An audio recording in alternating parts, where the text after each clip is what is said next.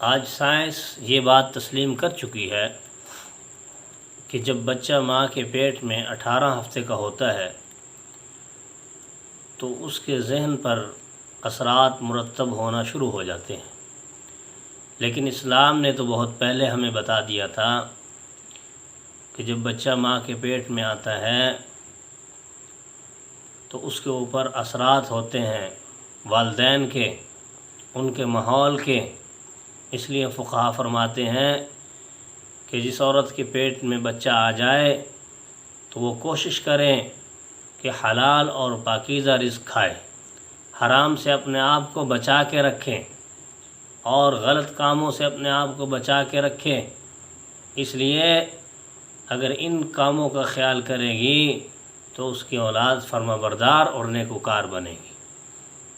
تو سب سے پہلی چیز تربیت کے حوالے سے یہی ہے کہ شروع سے ہی حلال رزق کھلایا جائے، والدین بھی حلال کھائیں اور بچوں کو بھی حلال کھلائیں، اور یہی بنیادی چیز ہے اور اس کا بہت اثر ہوتا ہے۔ ایک حرام کا لقمہ جب اندر جاتا ہے تو اندر ظلمت کو پیدا کرتا ہے، اندھیروں کو پیدا کرتا ہے، اور جب حلال اور پاکیزہ رزق اندر جاتا ہے تو انسان کے اندر نورانیت پیدا ہوتی ہے اور نور اس کے اندر داخل ہوتا ہے۔ اور اسی طرح یہ بات بھی ذہن میں ہو کہ پہلے دن سے ہی بچے کی تربیت شروع کر دیں۔ یہ نہ ہو کہ بھئی ابھی تو بچہ ہے، ابھی بچی ہے، جب بڑے ہو جائیں گے خود بخود سیکھ جائیں گے۔ تو اس طرح کا لاڈ پیار نہیں ہونا چاہیے، یہ بچوں کے ساتھ دشمنی ہے۔ یہ لاڈ پیار اس معاملے میں، تربیت کے معاملے میں لاڈ پیار یہی ہے کہ ان کی تربیت پہلے نمبر پہ ہو اور دوسری چیزیں دوسرے نمبر پہ ہوں۔ کیوں؟ اس لیے کہ جو دیوار ہوتی ہے اگر شروع سے ہی اس کو ٹیڑھا تعمیر کیا جائے تو وہ آخر تک پھر ٹیڑھی ہی بنتی ہے، اور اگر شروع سے ہی اس کو سیدھا کیا جائے تو پوری کی پوری دیوار سیدھی بن جاتی ہے۔ اور اسی طرح ایک مثال لے لیں، کوئی چھوٹا پودا ہے، مثلا کوئی بیل وغیرہ ہے، اگر آپ اس کو شروع سے دیوار پہ بھی چڑھانا چاہیں گے تو وہ چڑھ جائے گی، اور اگر کسی بھی شکل میں آپ اس کو ڈھالنا چاہیں تو وہ اسی شکل میں ڈھل جائے گی، کیونکہ شروع سے اثرات وہ چیز لیتی ہے۔ تو اسی طرح بچے ہوتے ہیں، اگر شروع سے ان کی تربیت کی جائے گی تو اس صورت میں وہ اثرات لیں گے اور پھر ان کے اثرات مرتے دم تک رہیں گے۔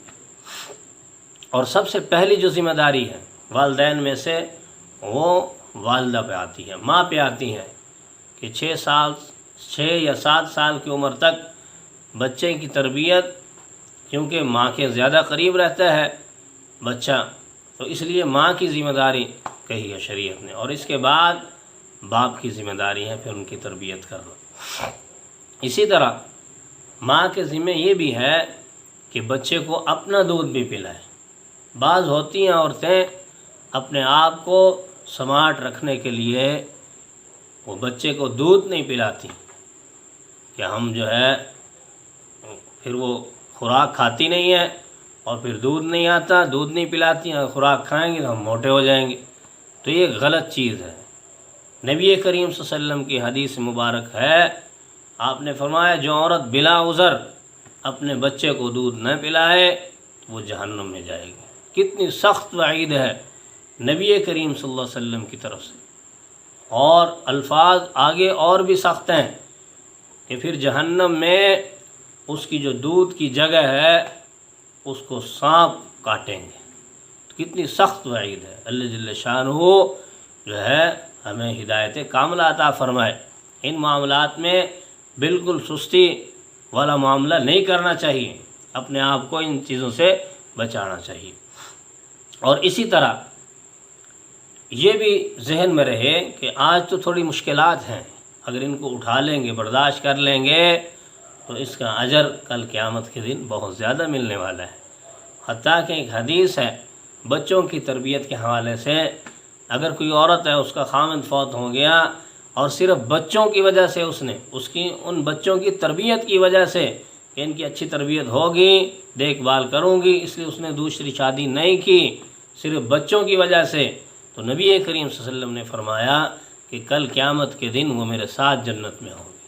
تو کتنی بڑی خوشخبری ہے۔ دیکھو کیوں یہ مقام ملا؟ بچوں کی تربیت کے سوچنے کی وجہ سے کہ ان کی اچھی تربیت ہو۔ اسی طرح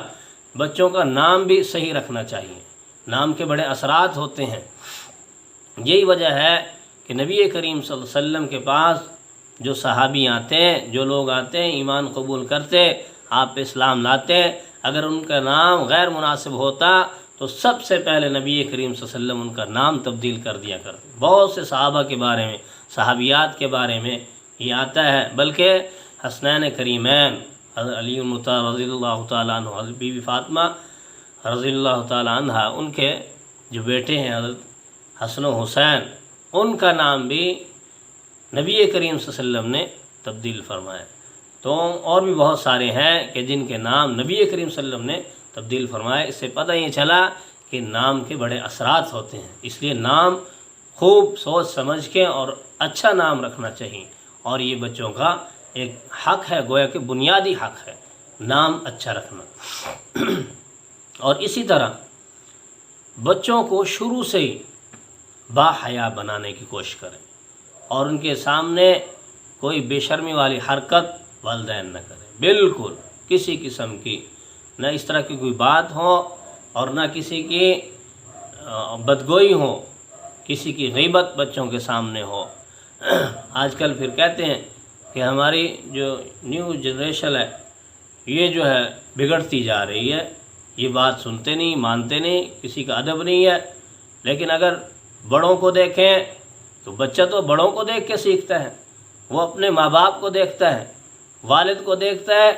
وہ دیکھتا ہے والد اپنی ہمشیرہ سے بات نہیں کرتا، اپنے بھائیوں سے بات نہیں کرتا، اور میرا والد اپنے والدین کے ساتھ جھگڑتا رہتا ہے، اور بچہ